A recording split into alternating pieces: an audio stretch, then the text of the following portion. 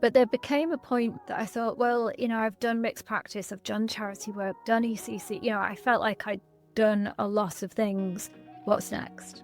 Where do I go from here? I think ultimately I found myself where I feel I belong. This is what I feel I should have always been doing.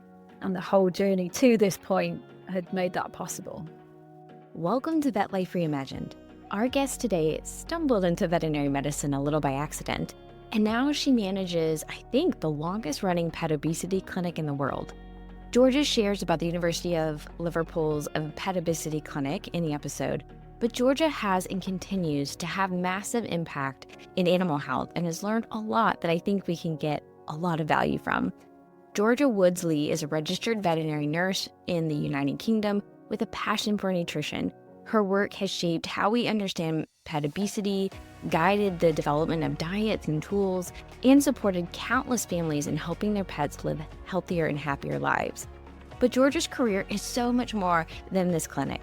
She's a textbook author, international speaker, writer, lifelong learner, and volunteer leader in the veterinary community. And what makes her journey so inspiring is that she didn't plan it from the start. She found her way by staying curious, raising her hand for opportunities, and embracing growth at every step. In this episode of Vet Life Reimagined, you'll hear how Georgia discovered her path, what she's learned about success and failure in weight management, and why veterinary technicians and the wider profession have more possibilities than ever to create meaningful, rewarding careers. So let's get to the conversation with Georgia Woods Lee. Based off previous conversation, you were not one of the original, I knew from the time I was born, I wanted to get into veterinary medicine necessarily. But when you were growing up, I did hear that you had an animal-loving family, so you were at least kind of surrounded by that. Do you mind sharing a little bit about growing up and maybe your interactions with animals and kind of learning more about you as you were figuring out what you enjoyed doing? Yeah, and absolutely right. I think I didn't quite know where my path lay. However, looking back, it was really obvious. So I grew up in probably what would be considered a small holding. So we had sheep, we had pigs, we had chickens, ducks, cats, dogs, canaries, so there was animals everywhere, guinea pigs, rabbits, so everything that I did in any sort of spare time involved animals on some level or other. I think as a family, any days out would have been to the zoo or to, again, something involving animals. And my dad, actually, his whole career was, he was a university professor and his work was with animals too. So everything to do with the natural world was just who I was. And so I think when the opportunity came up to work with animals, although I hadn't considered it hugely before, it was a very natural step into that. Yeah. Well, it sounds like you had lots of interests. You said you liked art and biology and technology. I think it's important because at one point you said like all of these started to come together. So love to hear a little bit more about how you were exploring your interests. Yeah, so I have always been it feels like a person of two halves, I suppose. So on the one side, there is the very sort of scientific side, the interest in the natural world, the how things work, the anatomy of things, and that clearly comes from my dad. However, I was always very into being artistic and creative, which led me through school to choose half science-based subjects and half arts-based subjects, which for my teachers made no sense whatsoever. And I think I find myself, in my current role, being able to have the best of both worlds. I get to be creative in the communications that I might do, presentations, talking, that sort of thing, but also heavily involved in the science side as well. So I didn't ever think these two things would come together, but I think they have eventually. And through all my career, I think I've looked for opportunities where that artistic side could come out. Where maybe that was redesigning a display in a waiting room or, sort of reworking some paperwork for the clinic or whatever that is. I think it's interesting as well, the more you look into it, how closely art and science does actually sit next to each other and how creative minds are often scientific minds. So I think it's all coming together now, finally. like you said, reflecting back on some of your experience, I can see how even your science side was drawn to the more creative, artistic parts of the medicine component. So you said you didn't really know what you were going to do, but you happened to, I guess, be looking for a job and saw something. So do you mind sharing a little bit about how you first did get into veterinary medicine? Yeah, it was one of those funny turn left or turn right moments, and my life would have been very different had I took the other path. So I'd finished high school. I had then gone to college to do an art diploma, thinking that my career was going to end in art. At the end of that year, I decided that it probably wasn't the direction I wanted to go in. I didn't feel I was good enough at that really to make a career out of it. And so, yeah, I was looking for a job. Went to what used to be the job center where they had jobs up on boards and you just applied for anything you fancied. And there was a job for a mobile phone company and the veterinary nursing job. And I interviewed for both jobs, was offered both jobs, and had to decide, do I turn left or do I turn right? And I think it was all that, early life experience. I thought, well, it's got to be the animals. That just made far more sense. So I turned to veterinary nursing. And who knows where I might be had I turned the other way, unemployed, maybe. Who knows? And we're so glad that you did, because we now get to get all the benefits that you have done throughout your career. But it's still a journey, discovering again what exactly we want to do and allow ourselves to grow, which that comes into it as well, as you found you really were a learner. But life also happens too. And so you had a baby, and that also changed a few things. But you feel free to pick up back on that story, and you get this job, and I guess you like it because you stay. But do you mind sharing your experience as you walk in for the first time, and then kind of how the twists and turns come? Yeah, absolutely. And so actually in my interview for this first job, I remember one of the nurses showing me around the practice, and she took me into a room and showed me a dog that had just been put to sleep, and clearly gauging what was my reaction going to be. And I didn't, scream and run out. I just felt terribly sad that, that it had gone. And I think that must have been the right reaction. And that, together with the interview, ended up getting that job.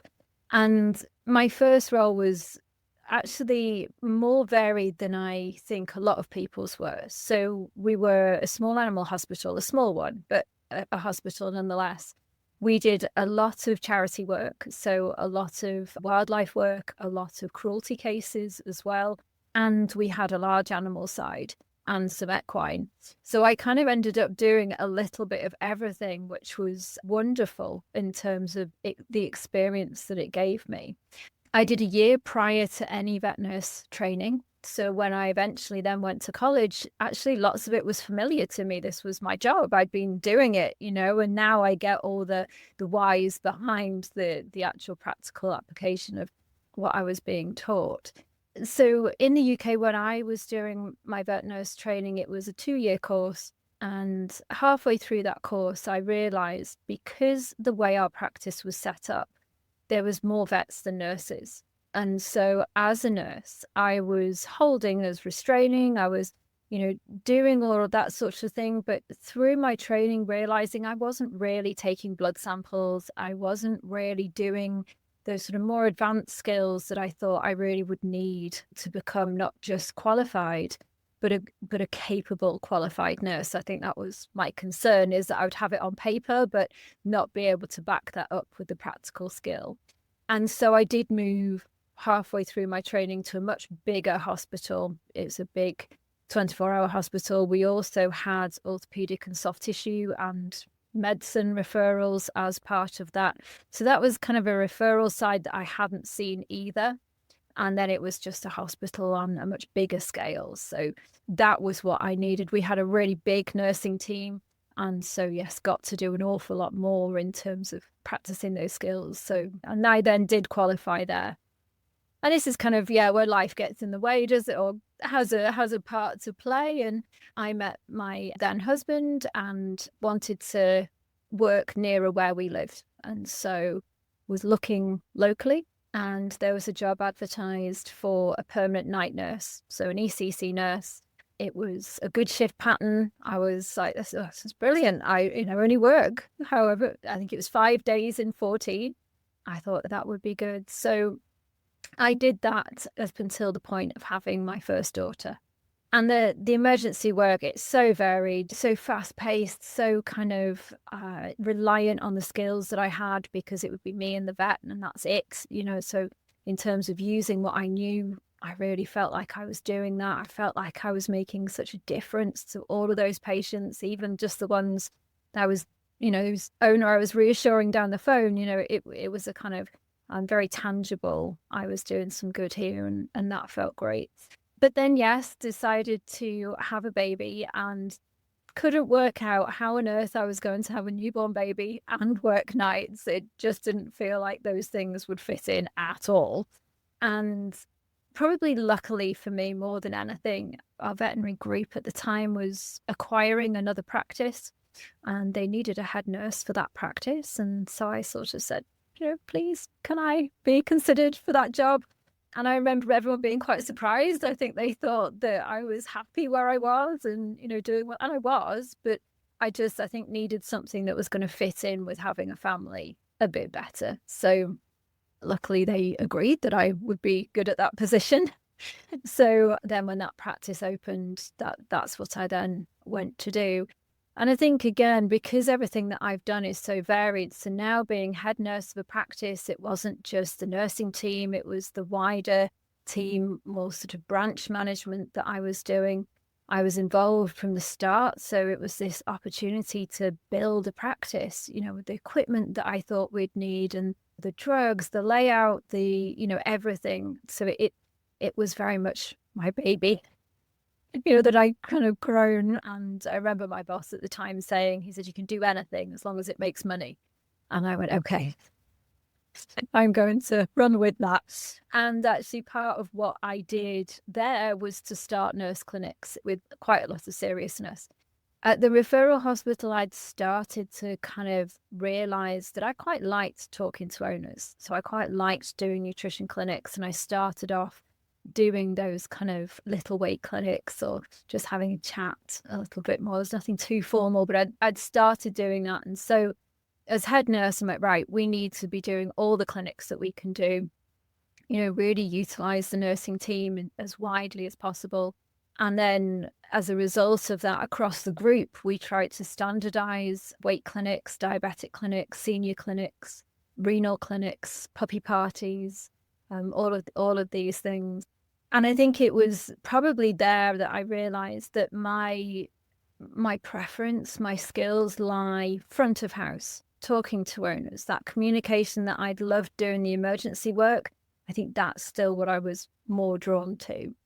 I then had another baby. So I had my second daughter while I was there, and it was quite a sort of calm time in my career, I suppose. We're happily running this clinic. That worked very well. But there became a point maybe 2 years after that I thought, well, I've done mixed practice, I've done charity work, done ECC. I felt like I'd done a lot of things. What's next? Where do I go from here? I could work another 30 years doing what I'm currently doing, but there must be, there must be more out there. There's got to be other things. And so that's when you kind of cast the net, don't you, and see what's out there. And the job at the University of Liverpool, where I currently am, came up. And I thought, well, that has to be my perfect job, dealing exclusively with nurse clinics. And that's what I thought it was at the time, was just nurse clinics. And I thought, well, I've got to take that opportunity. Interviewed, and luckily they decided I was the right person for that role. And as they say, the rest is history kind of thing. I've been there over 10 years now, and it's changed and evolved an awful lot over that time. But I think ultimately I found myself where I feel I belong. This is what I feel I should have always been doing. And the whole journey to this point had made that possible. Yeah. Well, just one comment. So in case people missed it, the importance of asking, raising your hand and saying, hey, I'm interested in this job, or I'm interested in this activity. I'm interested in leading, joining, that is so important because, like you said, they were kind of surprised that you actually offered. So, I think sometimes we're lucky and people ask us and offer things. That's great. But I don't think we can always rely on that. I think if you see something, go for it. And so I want to just throw that one back out there. And then also, just because this might be just a little bit different of a language usage, when you say clinic, are you talking about, because you said puppy party. So is this like an event where you would invite multiple pet owners to come and you talk about things? Or do you mind explaining what you mean by clinic just a little bit more? Yeah, of course. Yes, sorry, I forget that it's different. So we call our actual building the practice, the veterinary practice. In terms of what we describe as clinics, they're more of something with that our practice does. So a weight clinic, for instance, is an activity or a service, if you want, that the practice will offer. In terms of puppy parties, yes, that's exactly what we did. So we would create lists of puppies in between their first and second vaccination when they couldn't go out and be socialized, and we would invite them along to a puppy party. I think knowing what I know now, I maybe would have done them differently just because of our understanding of these situations changes. But at the same time, I think they were hugely beneficial for lots of those young puppies, those positive early experiences that we could give to them there. But yeah, so I refer to my current job as the weight clinic because we are within the small animal teaching hospital and it's a service that we provide. So yes, that's where the differences come from. No problem. And you're right. Nutrition, I think, is heavily education and communication based. So you are definitely able to excel in your skills here. And so, do you mind sharing just a little bit of background about the weight loss clinic there at Liverpool? I think that would also be interesting too, just to know a little bit how it got started. Because did it start about the same time? Like, were you part of the original creation of it, or had it been going on for a little while? No, so the weight management clinic, as it was known at the time, had been going for 10 years when I joined. So there's only ever been two nurses, myself and my predecessor. Alex Sherman, it's always been his clinic. He was the one who set it up originally and continues to be part of that now. But yeah, it originally was set up as a research project to sort of improve our understanding of weight loss and obesity in cats and dogs, the strategies necessary to get weight loss. And I think I was told this fairly recently, actually, quite amusingly to me now, anyway. When they first set out, they thought they're all going to reach their target weights. They're all going to be successful. There's going to be no failure. How could there possibly be? This is a specialist clinic. I think it was a rude awakening for them to understand that it's not that simple at all, and failure is part of this wider conversation because it's so complex. And I think, like with anything, the more you understand, the more complexity you understand and appreciate as part of it.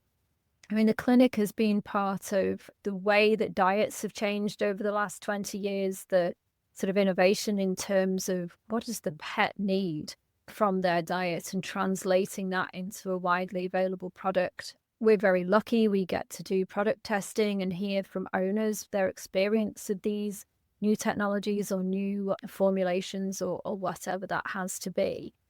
So we continue to do all of that. We now have 20 years of data, essentially. So you can imagine how big my data sheets are. We collect an awful lot of data. And so rather than just repeating what we did for the last 15 years, we are now digging more and more into what does that data tell us? How can we improve things in the future? What's the future going to look like? And, so that's why I suppose my role has changed very much from just running the clinic to now being very much of the analysis of the information that we collect and thinking about new things and what's next for them. Yeah. Okay. So you opened up the door, so I'm going to keep pushing it in. You talked about failure, and you're right. I think anybody who has tried to get a pet to lose weight, get themselves to lose weight, it's not as straightforward as you would think the math would be. And so when you're also thinking about creating a business, right? Back to what your boss said is you can do whatever as long as it makes money. At the end of the day, it's still a business too. And you're having to report to people and communicate with pet owners about this. What do you do with failure? Like how do you handle that in all those different aspects? Yeah, I think that is probably redefining what failure really looks like. Because actually, so if they don't reach their target weight, is that failure? No, I don't think it is. Have they lost any weight at all? Is that success? Yes, I think that definitely is. So I think it's probably how we view what success looks like, how we sort of put goals in place for what success can be, how we celebrate those goals, how we treat setbacks. I think it's all to do with that. I think it starts right from the beginning. People come to me saying, I failed. I failed my pet. I fed them too much. It's my fault. This has happened. I don't know what to do. And I'm very sort of keen to kind of undo that so that we're not starting with failure. We're starting from but you're here. This is a success already. We are trying to do better. The reasons that this has happened is so complicated that there is nothing that we could ever point to that says this is to blame, this is to blame. It'll be a very complex connection of many, many things, both in that pet's history, that owner's history, the environment, who they live with. It's vast. So I think once you get to know these patients and thinking about their individual circumstance, what looks like success for them, is that returning them to their ideal weight? In some cases, yes. The 2-year-old dog with no other problems, absolutely. In the 15-year-old dog who is struggling to walk upstairs, maybe 10% is massively successful for them. And that should be marked, it should be celebrated, and it should be defined from the start so that, everybody feels like on some level they are winning or they have had a degree of success. I would say, I think off the top of my head, and this is just our clinic, and I'm sure others will find the same, out of around 530 dogs, we've probably had 20 to 30 that haven't done anything, that haven't returned to the clinic, that haven't lost any weight. I don't hear from them again for whatever reason. And again, that's complex to dig into that. But, for whatever reason, that means that the vast majority are successful. And so therefore I feel good that I can create success to whatever degree. And some are massively successful, and do incredible things. But it doesn't take away from the success of those smaller wins, because I think it's really important. It does. And when I speak on weight loss, I say that as well too, because even if you can get a little bit off and they have a little bit more pep in their step and they have a little bit more energy to enjoy their day, like that's impact. That's still important to acknowledge and celebrate. So I think that's a great takeaway. Probably we could extrapolate that for several different things. Thank you for sharing that. And then, I love that you said, little did you know when you took the job that you thought it was just going to be a simple running a clinic, and then it turned out to be so much more. And I think you started to kind of go down that path. But do you mind elaborating just a little bit on how it became a little bit more than what you originally thought you were signing up for? Yeah, well, I think it's been about the opportunity, and it's those opportunities. And to pick up what you were saying before, the putting your hand up and yes, can I do that? There's been so much opportunity for that I haven't been able to stop myself taking them, because there's so much. So within a couple of months of being in the job, I was asked to present on weight loss to 300 of a senior leadership team of a very big corporate veterinary group. So you can imagine how terrifying that was, not very far in. But I also, I had done a little bit of the kind of, client evenings and speaking to people in a kind of public speaking kind of way. So it wasn't brand new. However, it was still pretty daunting. But I got up there and I realized halfway through that I was really enjoying it. that it was just, there was something about the kind of the rush and the buzz of being able to present this information that, I mean, talk about standing on the shoulders of giants right now. None of this was my work. I was just communicating. But even so, that felt really good. And I think off the back of that, then came lots of other opportunities to speak, to write, to teach. Every year I do 2 or 3 different universities I go to as a guest speaker to talk to their undergraduate vet nurses and undergraduate vets on topics of nutrition and weight loss. I think it's given me a platform to spread the word on what I do, not just with obesity. Also, I talk on nutrition in a much wider way. And then also within the hospital with our nursing team and our vet team, I also will talk to them. I offer nutrition support, and that's led me to do things like this, and podcasts and writing. And I've been involved in writing a nutrition book recently, which was a huge career goal for me. Not one I thought I'd ever reach, and again, I think it's the doors that this type of position opened for me to do that, coupled together with my inability to say no and stop putting my hand up. But it's it's all wonderful. Yeah, and I think you tell me that yes, it might come back to this particular position, but also because you decided to volunteer for the BVSC, that you were able to also kind of get to be able to do this book. No, you said you really would love to share more about volunteering because you've seen the impact. So do you want to say more about what you've done volunteering and why you think it's beneficial for people? Yeah, so yes, it's BSAVA, British Small Animal Veterinary Oh, sorry. Association. No, it's fine. Just if anyone's looking it up. Yeah, so as these things happen, I've been speaking at a congress and I find myself at dinner next to the volunteers manager. And she said, well, have you thought about volunteering? And genuinely, I had not. And she was telling me about the sort of opportunity that it could lead, the getting to know people, the understanding the wider profession. And so I agreed, and again, not really knowing what I was signing up for. But yes, I think volunteering has been career-wise one of the best decisions I've ever made because of those connections, because of the people that I've met, the conversations that I've had, not about nutrition, but just as in veterinary medicine, just sort of being part of that wider conversation and knowing and understanding what's happening, where the problems are, where hopefully things are improving. And so to be part of that was hugely rewarding alone. And then because of those connections, oh, you write nutrition, fancy writing this for us. Which of course I was like, yes, of course I will.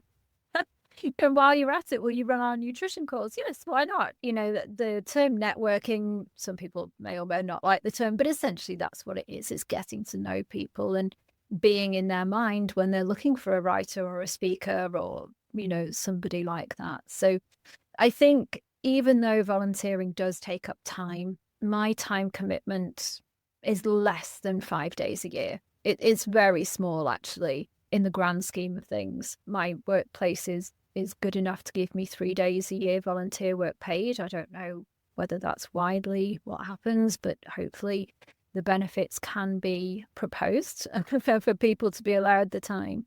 But what I've received in return from volunteering has just been, well, part of my career journey for sure, which is not what I'd predicted at all. So yeah, I think everyone should volunteer on a big or small scale, whatever they feel they have the capacity for, because it gives back so much. Well, I think you may have to write another book because a lot is coming into the world of nutrition, especially weight management, with the not potential, they're coming, drugs that will be other options. And as you've said, because you have this established weight loss clinic, you're often some of the first to be able to use new diets, new treatment options, new equipment, the DEXA, all of those things. So from your position, do you mind sharing a little bit about what you're seeing, and kind of let us know a little bit more about what's going to be in the near future. I still think it's pretty near, maybe in the next couple of years, but still a pretty near future when it comes to nutrition as well as weight management. Yeah, absolutely. I think, I mean, these drugs have exploded, haven't they? They've been around for a long time, actually, but it's only recently been recognized, the sort of in people, the power that these drugs potentially hold. They're not perfect. And like everything, it will take quite a long time to refine, what happens in people, never mind in pets. But again, we will add them to our toolbox, I think. I don't think they're the answer for all of them, but for some, they certainly are. I agree, they're absolutely coming. I would be astounded, yes, if in a couple of years' time we're not using these drugs, whether it's just in sort of specialist referral or whether it'll be wider at that point, I'm not sure. There is certainly groups already doing experimental work with these drugs. I think we have lots of issues to consider with these drugs and what they do and what we're likely to see. And I think that's because my involvement in the clinic is very direct with the owner. What is the owner's experience of these drugs going to be? Now, we know that we can take pets, put them in a laboratory situation and get them to lose weight without the drugs. That's no problem. We can get them, give them the drugs, and yes, they will lose weight very nicely again. When it has the pet owner element as well, I think we've got a lot to consider. So they are inevitably going to suppress appetite. That's what they do. But in people, what they kind of do is wipe out appetite. That's sort of how they're used. And so as a human using these drugs, you have to make sure you're getting your 50 or 70 grams of protein a day. You have to make sure that you are actually eating enough to lose weight safely. And of course, that's probably open to abuse in the human world. And, malnutrition isn't generally a problem in humans. However, these drugs do run the risk of making people malnourished. So what do we do with dogs and cats in that situation? Because we can't put a bowl in front of them and say, well, you've really got to eat it. We've got to handle that differently. So I think I predict what we will be using them for is probably in those individuals that we know suffer from hunger. And I say it like that because the drive to seek food I think we all know those dogs and those cats that are just insatiable. There's nothing, you could feed them 10 times what their allocation is and they will still steal. They will still constantly look for food. And so it's for those, I think it would need a sort of titrated, individualized dose to reduce those food-seeking behaviors to a point where their welfare isn't being compromised. Because, I mean, even if we think about the 5 freedoms, the freedom from hunger, I don't think we always manage that when it comes to weight loss and keeping the weight off as well. And again, I have patients in my mind where I think I know exactly who these drugs would be useful for. Now, interestingly, there was a similar drug years ago that was used and it was very effective in terms of the weight loss results that it gave. But the change in appetite affected the human-animal bond and their relationship. And it ultimately meant that that drug wasn't released to the general market. It wasn't used widely. And it's because we probably underestimate how much dog interaction in particular involves food with the owner. That when they didn't have an appetite and the dog sort of saw the owner and was like, you've got nothing for me. I can't be bothered getting up and saying hello to you. There's no purpose that, owners really didn't like that and felt that that was ruining that relationship. So I think we have to be very careful in terms of the actual owner's experience of that. Now, again, because we can use these potentially in a welfare situation, hopefully we can coach owners, we can warn owners, we can find a sweet spot where they still feel they're getting that interaction and their dog isn't totally disinterested in them, but also that their dog is coping better with the food restriction that they're having to have for their general and wider health. And so I think it's all going to be in the balance of all of that is what food are we actually going to feed them? Because at the moment we feed them food specifically to help them feel full, to, the lots of fiber in there, lots of protein, lots of elements to help them feel full.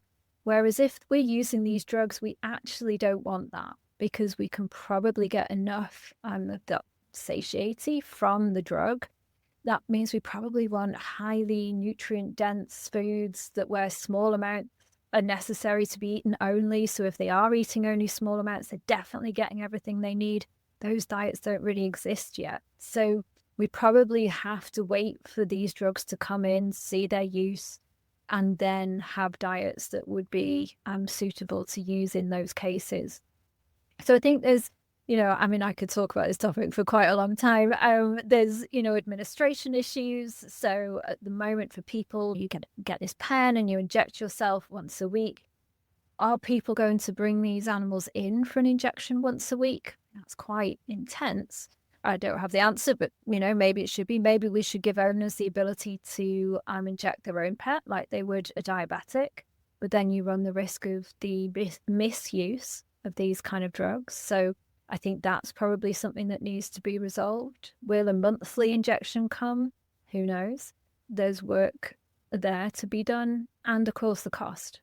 So already we've seen the manufacturers in people of these drugs doubling the cost to make it extreme, hundreds of pounds, hundreds of dollars a month.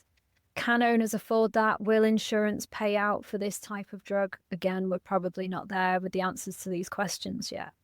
So it is coming, but it is layered. There's lots of obstacles to overcome, I think. But I am still excited about them coming because I think we could, they'd be really beneficial. It also still means job security for you and for, because like you said, it's different, but it still needs education. It still needs a lot of owner guidance and encouragement and understanding how these things work. And this is just more opportunity, I think, for people who are interested in this area to really come in and start to learn and support this area of growing medicine. And when you were constantly looking for learning opportunities, you've really invested in your personal education. You've gotten your VTS in nutrition. I know you're working on a PhD. You said is another big dream that you have. I know you said you're stopping there, but who knows? Yeah, who am I kidding? But do you want to share a little bit more about maybe some of your decisions to do some of these types of continuing education for yourself and maybe extend some thoughts and encouragement for others who might be considering it? Yeah, definitely. I think I've always had that. And what's next? I think that's probably, what underlines or is my title of this. And also, I've always wanted to be the best nurse that I could.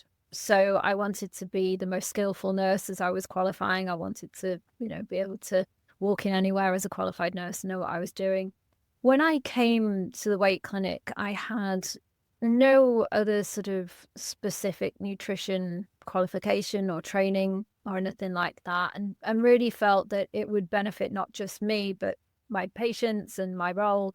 So I did a certificate in canine and feline veterinary health nutrition, as it was called at the time. It was an online taught course, which was very useful. And then I was, again, okay, what's next? What do I do next? And I'd done lots of CPD. I'd done, lots of evenings or day courses and that sort of thing. But I felt like, again, I wanted to sort of bend and stretch what I was capable of. And so the veterinary technician specialist in nutrition qualification became the next sort of natural step, really.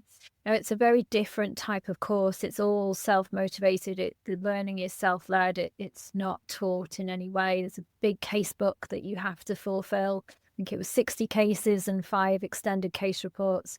But it's this really great opportunity, actually, to really record your experience and knowledge on nutrition in those situations. And then we have an exam. You then have your, again, self-led, motivated revision, and the learning comes through these processes. So when I achieved the VTS in nutrition, I was only the second person in the UK to have that qualification, which felt very nice to be able to say that. I think I was only one of 25 at the time. The academy's grown now, which is wonderful, and we want more nutrition specialist techs for sure, but there's few and far between, spread all over the world now, which is also really nice. So being part of that kind of really exclusive group and having peers that are doing similar jobs in similar areas was really good. And again, that kind of network spreading to, different countries and different people's backgrounds, that sort of thing. And then again, because that clearly wasn't enough, that was 2019 that I achieved that. So early 2020, I spoke with my boss, Alex, and we said, well, what's next? What do I do next? And so the PhD was kind of, put out there as a possibility. But for me, it was difficult because I didn't qualify with a degree, with a bachelor's degree as a veterinary nurse. So it was a different type of qualification when I did it. And in order to do a PhD, I needed an honours degree. So at the beginning of 2020, I went to university because I'd never been to university. It was all online anyway. And of course, being 2020 coincided with COVID, which kind of did me a favour, really, because all the daily running of the clinic had to stop. We couldn't see patients. There was no medical need to see them. So that time afforded me much more to work on my degree. And it was a top-up degree. So it was like during the final year of an honours degree. So in 2022, achieved that, which then allowed me to go on and do the PhD. Now, again, the PhD options probably 5 years ago probably look quite different to how they did now. So it used to be full-time or part-time. That was kind of the only option. But now universities are starting to do PhD by prior publication, which is how I'm going about it. And it means that I can continue to do my day job. I can continue to run the clinic and be involved in that. I can continue to do the external work and things that I'm involved in. But now I get to have the time and the ability to work on a PhD as well. So the way that this will work for me is that I'll need to publish 4 to 5 papers as a first author. And that's, no small undertaking for anyone who's got things published, because sometimes it's easy and sometimes it's really not. And once I publish that first paper, I've then got 5 years to publish the rest and to do a final year. And that final year will mean writing of the thesis. It's a much smaller one, so it's maybe 30,000 words versus 130,000. So, smaller, but still sizable. And then I sit a viva just as anybody would. So it is quite a big undertaking, but it works much better for me in terms of everything else I'm doing. So. Well, that's very exciting. And so there's still a lot in your future, it sounds like, this you'll be working on. And I just love this conversation. I think we've explored quite a bit. What have we missed? Is there anything that you would offer as words of wisdom or anything that you've kind of learned along the way that you might offer other, not just veterinary technicians, but I think veterinary technicians especially need to know the opportunities and thoughts, but any words of wisdom to our colleagues? Yeah, I once was called the queen of meme because there's a couple of memes, but it's because they go through my mind when I think about these things. So the first one is, you are not a tree, you can move. But, if you're not happy, there is nothing to be gained by staying where you are. And to have the faith that there is something better out there, there will be. There absolutely will be the right place, the place you feel valued, the place where you feel you can grow. Those do exist. You don't have to stay in a situation that makes you sad or makes you unhappy. So that's kind of my first one. And the second one, which kind of follows on from that a little bit, is feel the fear and do it anyway. And I think I find myself in that situation all the time, that it becomes quite normal to be out of the comfort zone and just kind of thinking, well, it'll be all right. I'll make it all right, because actually that's where the really good stuff happens, so having the bravery to put your hand up, to volunteer yourself, to push yourself forward, even in really small little ways, whatever you feel you can do, that's how you sort of grow and develop. So I think those would be my 2 words of wisdom. Those are amazing. I love those. And I am a visual person too, so that will definitely help stick with me for a long time. So thank you for that. Well, the last question I always ask my guest, and this can be beyond career specific, so this is in general. What is something that you are really grateful for right now? I think it has to be grateful for my health. I mean, I have struggled whilst doing all of this, struggled with my health physically. And I think I'm much better now. I have autoimmune disease, so it's not going away. It's something I will always live with. But I think I'm grateful right now to be feeling well, to be able to do all the things that I'm doing. So yeah. I want to thank Georgia Woodsley for sharing her incredible journey and insights. If you'd like to learn more about her work, including publications, the weight management clinic at the University of Liverpool, I will put some resources in the show notes. And Georgia left us with two pieces of advice that I absolutely loved and I really want us to remember. And that's one, you are not a tree you can move. If you're not happy where you are, step out because there's more out there waiting for you. And two, feel the fear and do it anyway. Growth comes when we step outside our comfort zone, raise our hand, and take the leap. This is where the good stuff happens. A special thank you to Dr. Kelly Cooper for supporting the podcast through our Buzzsprout platform. You can do that too by hitting the support the show in the show notes. And if you have found value in today's conversation, please, please, please follow the podcast, leave a review, and share it with a colleague. Your support helps us continue to bring inspiring voices like Georgia's to the veterinary community. And as always, let's keep reimagining what's possible in veterinary life.